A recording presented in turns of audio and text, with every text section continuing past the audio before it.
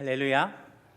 예, 우리 아까 봉사위원회 연합 찬양대가 찬양을 시작할 때 몇몇 분들이 약간 술렁이는 모습을 봤습니다. 저분은 봉사팀이 아닌 것 같은데, 제가 이제 한 가지 안내를 좀 드리면, 저희 봉사팀을 섬기는 많은 팀원분들과 또 이 분들이 오늘도 초등, 중등, 고등 성경학교와 수련회를 섬기기 위해서 또 봉사하기 위해 가셨습니다. 그래서 또 다른 분들이 함께 찬양으로 또 섬겨 주셔서 오늘 또 풍성한 찬양할 수 있었습니다. 감사드립니다. 오늘 제가 여러분과 함께 나눌 말씀은 룻기인데요. 우리가 보통 룻기라는 성경을 생각하면 며느리 시어머니 나오미를 향한 룻의 지극한 효심을 떠올리게 됩니다. 그런데 우리가 룻기 전체를 아우르는 중요한 단어를 하나를 말하라고 한다면 효가 아닌 고엘이라고 하는 히브리어입니다. 이 고엘 제도는 고대 이스라엘의 아주 독특한 사회 제도였는데요. 주로 기업 물을 자, 오늘 우리 본문에도 등장한 기업 물을 자 혹은 구속자라는 뜻으로 번역할 수 있습니다. 레위기 25장에 보면 땅을 무르는 모습이 등장하고 민수기 5장에서는 친족이 대신 죄의 값을 물으는 장면이 또 등장합니다. 그리고 신명기 25장에는 계대 결혼, 즉 남편이 아들 없이 죽은 경우 이 아내는 타인에게 시집가지 않고 그 남편의 형제에게로 들어가는 제도를 기록하고 있습니다. 그러니까 이 고엘 제도의 주요 내용은 이렇게 세 가지로 구분할 수 있는데요. 친족의 빼앗긴 땅을 대신 대가를 지불하고 찾아주거나 또 계대 결혼을 통해 가문을 잇도록 돕거나 또 친족을 대신하여 복수를 실천하는 것이었습니다. 이처럼 고엘 제도는 이스라엘 공동체 내에서 약한 자를 보호하고 또 가문과 땅을 보존하며 공의를 실현하기 위하여 하나님께서 이스라엘에게 주신 사회적, 경제적, 윤리적 아주 중요한 규범이었던 것이죠. 그리고 이 고엘이 되기 위해서도 중요한 자격이 필요했는데 먼저 가장 가까운 친척이어야 했습니다. 그리고 또한 잃어버린 땅이나 사람을 되찾아올 수 있을 만큼의 재정적인 능력이 있는 사람이어야 했고, 그리고 결정적으로 자원하는 마음이 있어야 했습니다. 본인이 원하지 않으면 이 역할을 수행하지 않을 수도 있었기 때문이죠. 본문에 등장하는 룻은 바로 이 고엘이 필요한 처지에 놓이게 되었습니다. 그녀는 나오미의 아들이었던 말론과 결혼을 했지요. 모압 땅에서. 그런데 말론은 젊은 나이에 죽게 되었고 시아버지 그리고 남편의 동생까지 집안의 모든 남자들이 죽고 시어머니와 자신과 손 아래 동서만 남게 되었죠. 그럼에도 룻은 자신의 시어머니 나오미를 떠나지 않고 그녀를 따라 베들레헴으로 돌아오게 되었던 것입니다. 이 베들레헴으로 돌아온 나오미는 자신의 며느리 룻에게 우리의 친족인 보아스를 찾아가서 기업 물을 자가 되어달라라고 말하도록 요청을 했고, 룻은 보아스를 찾아가게 되었습니다. 룻을 만난 보아스는 기꺼이 자신이 기업 물을 자가 되겠다라고 말했지만 그보다 앞선 순위의 친족이 한 명 있었기 때문에 그는 정당한 절차에 따라 일을 처리하기 위하여 순리대로 그 사람에게 먼저 기업 물을 자의 이 자격을 행할 것인지를 묻겠다. 그리고 그가 이 일을 거절한다면 내가 기업 물을 자가 되겠다라고 말했던 것이죠. 그리고 이제 오늘 우리가 읽은 본문은 그것이 이제 실행되는 이야기로 이어지는 것입니다. 본문 4장 1절은 이렇게 기록합니다. 보아스가 성문으로 올라가서 거기 앉아 있더니 마침 보아스가 말하던 기업 물을 자가 지나가는지라. 보아스가 그에게 이르되 아무개여 이리로 와서 앉으라 하니 그가 와서 앉으매. 보아스가 성문에 올라갔습니다. 왜 성문에 올라갔을까요? 당시에 이 성문은 사람들과의 소통과 왕래의 중심이었던 곳입니다. 그리고 넓은 광장이 대부분 자리하고 있었는데 보아스가 성문에 올라간 것은 이 광장이 잘 보이는 곳에서 아주 공적으로 이 기업 물음의 법칙을, 기업 물음의 문제를 해결하기 위한 것이었던 것이죠. 자, 그때 보아스가 이 기업 물을 자를 부릅니다. 그런데 성경은 그 사람을 어떻게 기록하고 있습니까? 아무개여라고 기록하고 있습니다. 근데 여러분 생각해 보면 보아스가 이 사람을 부를 때 아무개여라고 불렀을까요? 그렇지 않습니다. 보아스가 그의 이름을 몰랐을 리도 없습니다. 보아스는 아마도 그의 진짜 이름을 불렀지만 이것은 룻기를 기록한 저자가 이 기업 물을 자의 이름을 대고 싶지 않았거나 이름을 댈 수 없었기에 의도적으로 이렇게 사용한 표현이지요. 아무튼 보아스는 그를 부르고 자리에 앉게 합니다. 그리고 성읍의 장로 10명을 자리에 청합니다. 장로들이 모두 모였고 이제 보아스의 청으로 그들은 자리에 앉습니다. 이제 누가 룻의 기업 물을 자가 될 것인가에 대한 이야기, 법적인 절차를 거치기 위한 모든 준비가 마쳤던 상황입니다. 그리고 본문 3절과 4절을 우리가 함께 보겠습니다. 보아스가 그 기업 물을 자에게 이르되 모압 지방에서 돌아온 나오미가 우리 형제 엘리멜렉의 소유지를 팔려함으로 내가 여기 앉은 이들과 내 백성의 장로들 앞에서 그것을 사라고 내게 말하여 알게 하려 하였노라. 만일 내가 물으려면 물으려니와 만일 내가 물으지 아니하려거든 내게 고하여 알게 하라. 내 다음은 나요 그 외에는 물을 자가 없느니라 하니 그가 이르되 내가 물으리라 하는지라. 자, 이제 보아스는 아무개에게 자신이 그를 불러앉힌 이유에 대해서 설명을 하기 시작합니다.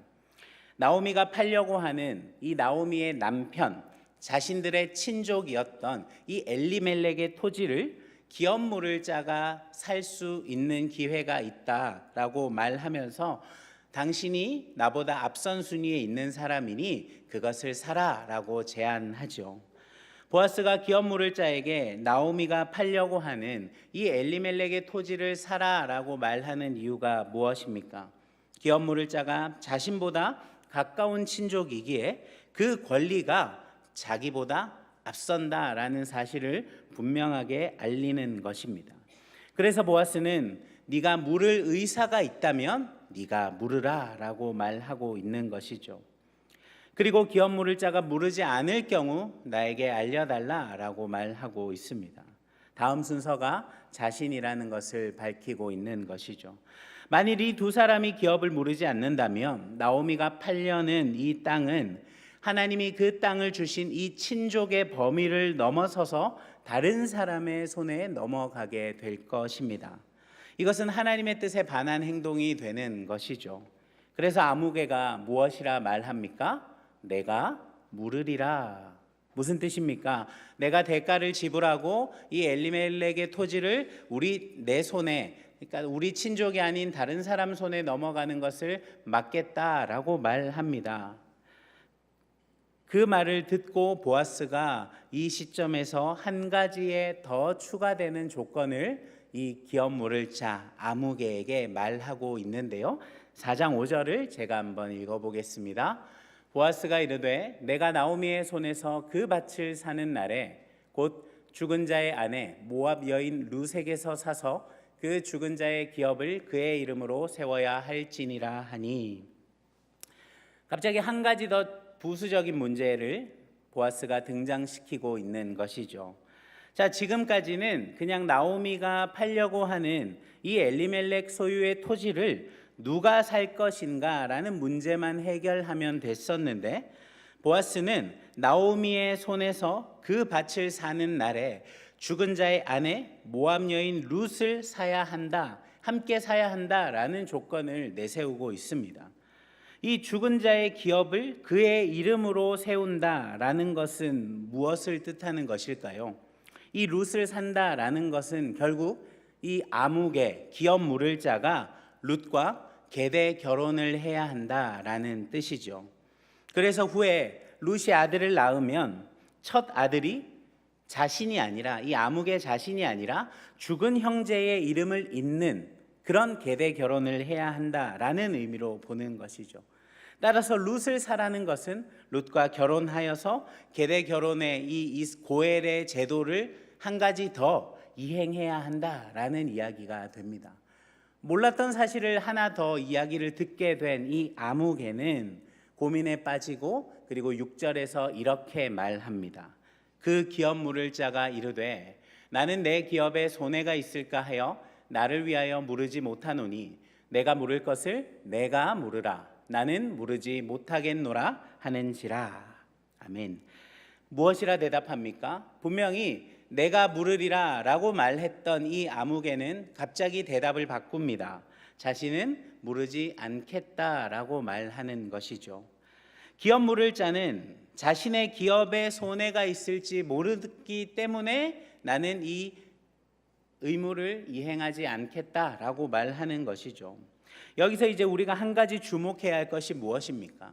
분명히 나오미가 팔려는 엘리멜렉의 토지를 사야 한다라고 할 때는 토지를 자신이 모르겠다라는 사람이 룻을 사서 결혼을 해야 한다라는 말에는 내 기업에 손해가 있을까 하여 나는 그것을 하지 않겠다라고 말하는데 이 이유는 무엇일까요? 이 사람, 이 아무개는 처음 엘리멜렉의 토지를 물을 수 있는 자신이 첫 번째 순번이라는 이야기를 들었을 때 머릿속으로 아주 빠른 계산을 했을 것입니다. 땅을 사는데 자신의 돈이 들어가지요. 그렇다 하더라도 거기에서 나오는 소산으로 땅값을 변제할 수도 있을 거고, 그리고 무엇입니까? 이 늙은 과부 나오미 한 사람 먹여 살리는 건 아무 문제가 없다 생각했을 것입니다. 그리고 나오미가 늙어서 더 이상 아이를 낳을 수도 없기 때문에 나오미가 죽게 되면 이 땅은 누구의 것입니까? 영원히 자신의 소유가 되는 것이죠. 따라서 빠른 계산을 통해서 이 밭을 내가 모르겠다라고 말했던 것입니다. 그런데 나오미에게 땅을 사기 전 죽은 자의 아내 젊은 과부 룻을 사서 결혼해야 한다는 말을 듣고는 이 기업 물을 자 아무개는 앞으로 자신에게 어떤 일이 닥칠까를 생각했던 것입니다. 그는 일단 먼저 땅값을 지불해야 했고요. 그리고 두 여인, 한 명이 아닌 늙은 나오미가 아닌 룻까지 두 명의 여인을 먹여 살려야 했습니다. 그리고 룻이 아직 젊은 여인이기에 그에게서 아이가 태어나면 그 아이를 또 클 때까지 양육을 해야 하고 결국 그 땅은 죽은 엘리멜렉의 소유로 그 아들을 낳게 된다면 그의 소유로 남아있게 되는 것이죠. 이렇게 되면 자신의 재산상에는 손실이 있을 수밖에 없다. 남 좋은 일 시켜주는 거다라는 계산이 설 수밖에 없었던 것이죠. 여러분 생각해 보십시오. 이 사람, 이 아무개의 판단이 어떻습니까? 맞습니다. 아주 효율적인 판단, 요즘 말로 가성비 있는 판단이 맞습니다. 이 사람은 그냥 살면 아무 문제 없이 자신의 삶을 잘 살 수 있는 사람인데 자신이 기업 모르는 선택을 했다가 자신과 그리고 자신의 소유에 미칠 손해를 계산했던 것이고 그 권리를 나는 이행하지 않겠다라는 결정을 내리기에 이른 것이죠. 자신의 입장에서 철저하게 아주 효율적인 판단을 한 것이 맞고 손익계산을 정확하게 한 결과가 맞습니다. 그런데 여러분, 성경은 이 기업 물을 자 아무개가 내린 이 판단에 대해서 어떻게 바라보고 있을까요? 정확히 본문은 이 사람의 판단이 잘못된 것이었다, 잘된 것이었다 우리에게 직접적으로 말하고 있지는 않지만 간접적으로 우리가 그 의도를 찾아볼 수 있는 곳이 있습니다. 그것을 어디에서 확인할 수 있을까요? 1절에서 룻기 저자가 그를 무엇이라 기록하고 있습니까? 아무개. 여러분, 이 아무개라는 단어는 성경을 통틀어서 사람을 지칭하는 말로 유일하게 이 룻기에서 단 한 번 사용된 말입니다. 왜 이 저자는 의도적으로 이런 단어를 사용하여서 이 사람의 이름을 드러내지 않고 있는 것일까요? 왜 저자는 그의 이름을 기록하지 않은 것일까요? 이 기업 물을 자의 권리는 죽은 자신의 친족의 이름이 끊어지지 않도록 하는 것에 아주 중요한 역할을 하는 사람이었습니다. 이 가문의 이름이 끊어지지 않도록 하기 위한 중요한 제도였는데 기업 이 암흑에는 죽은 자의 이름이 끊어지지 않도록 하는 것에 관심이 있습니까? 없습니까? 아무 관심이 없습니다. 우리의 친족, 우리의 동족의 이름이 끊어지든 말든 자손이 이어지든 말든 그것은 나와 아무 상관할 바가 아니고 오직 내가 생각하고 내가 상관하는 것이 무엇입니까? 내 소유의 이득이 있느냐 없느냐인 것이죠. 자신의 친족의 이름이 이어지는 데 아무런 관심이 없는 사람은 그의 이름 또한 이후에 사람들에게 알려질 필요도 없다라는 것이 바로 이 룻기를 기록한 저자의 의도가 되는 것이죠. 그는 그저 자신의 이익만을 생각했던 사람이었고 유대인으로서 하나님이 유대 백성들에게 주셨던 이 귀한 율법의 지침이었던 기업 물음을 행함으로써 하나님의 백성의 책임을 감당하는 데에는 전혀 관심이 없는 사람이었다라는 것이죠. 그의 가치 판단의 기준이 무엇입니까? 우리 4장 6절 한 번 더 띄워주시면 노란 부분을 한번 보시겠습니까?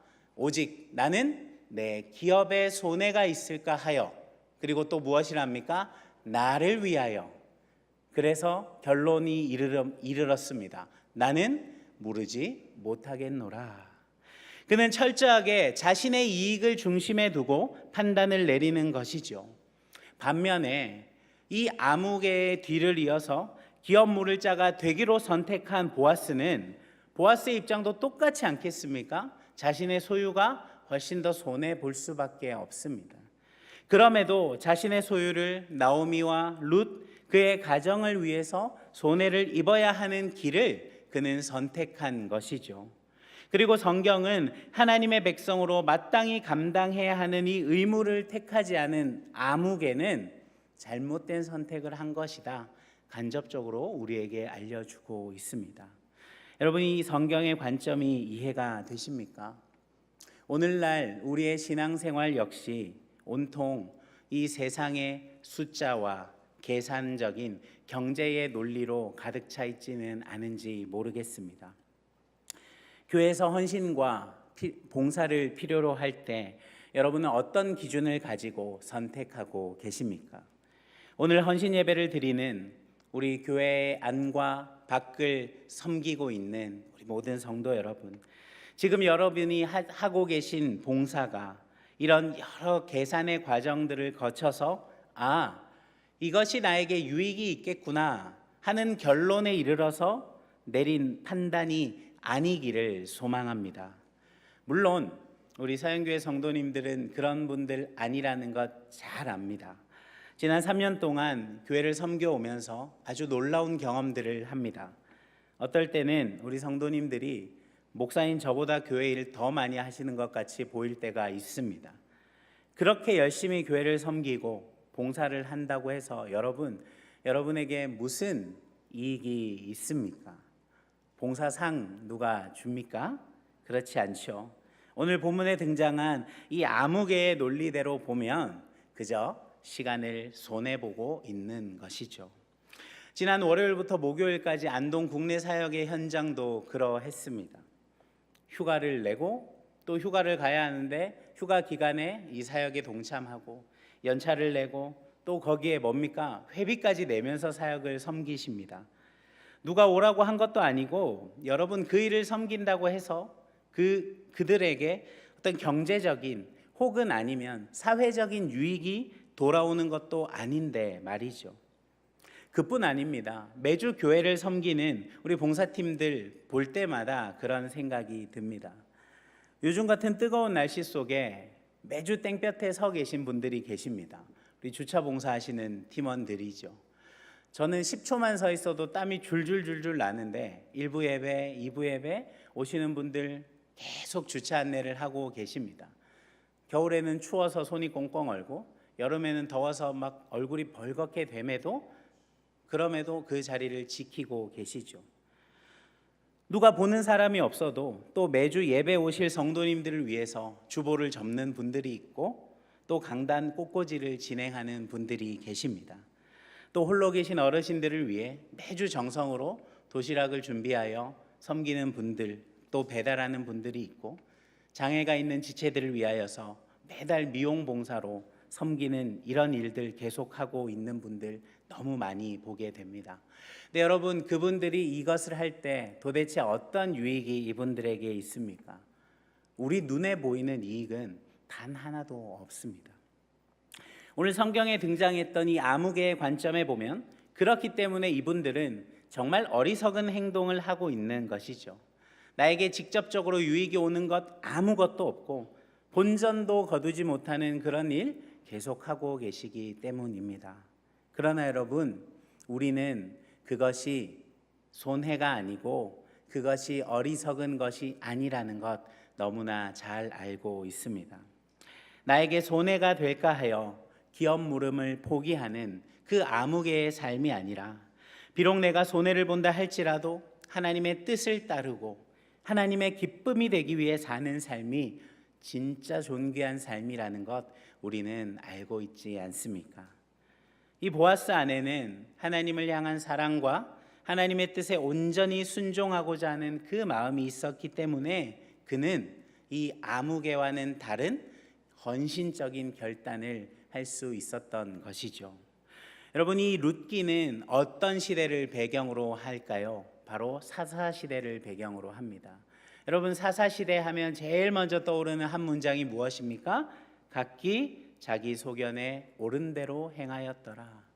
내가 생각하는 것이 정답이고 나를 위한 것이 유익한 것이고 나에게 이로움을 주는 것만이 내가 선택해야 하는 것이다 라는 그 생각으로 가득했던 시대가 바로 사사시대였습니다. 어느 누구도 하나님이 기뻐하시는 것, 타인을 이롭게 하고 유익하게 하는 선택을 할 것인가에 대한 고민은 하지 않았던 시대. 오늘 우리가 말씀을 통해 본 이 아무개는 그 사사시대를 살아가던 세상 사람들의 아주 전형을 보여주는 예시가 되는 것이죠. 그런데 그러한 시대 속에서 하나님의 백성들이 어떤 선택을 하고 살아야 하는지를 우리는 아무개가 아닌 보아스를 통해 확인하게 되는 것입니다. 비록 내 소유가 손해를 입을지라도 하나님이 그 일을 기뻐하시고 그 선택이 룻과 나오미 그리고 그들의 가문을 유익하게 하는 일이기에 기꺼이 나는 손해 입는 길을 선택하겠다. 사랑하는 여러분, 이 보아스의 선택처럼 우리의 삶에, 우리의 헌신과 봉사의 삶 가운데 기꺼이 손해보고 내 것을 아까워하지 않을 수 있는 선택이 있기를 소망합니다. 여러분의 선택이 주님을 기쁘시게 하고 우리의 형제를 유익하게 하는 일이라면 나의 시간과 나의 물질을 써야 하고 손익을 계산해 봐도 나에게 어떤 유익이 없다 할지라도 그것을 선택할 수 있기를 소망합니다. 말씀을 정리합니다. 여러분, 요한복음 12장에 보면 값비싼 향유를 예수님의 발과 머리에 부은 여인의 이야기가 등장합니다. 그 모습을 본 제자들은 여인을 꾸짖지요.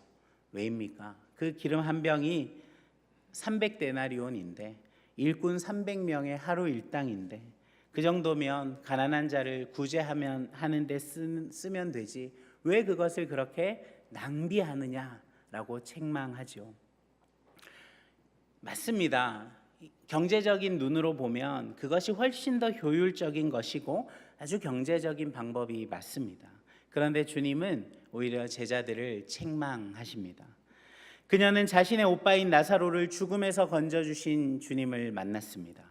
그분이 부활이요 생명이시며 죄인을 구원하시는 구원자라는 사실을 깨달았던 것이죠. 마리아는 예수님의 은혜에 감격하여서 그 향유 옥합을 깨트린 것이죠. 그녀는 마음을 다하고 힘을 다해 예수님을 사랑했던 여인이었습니다.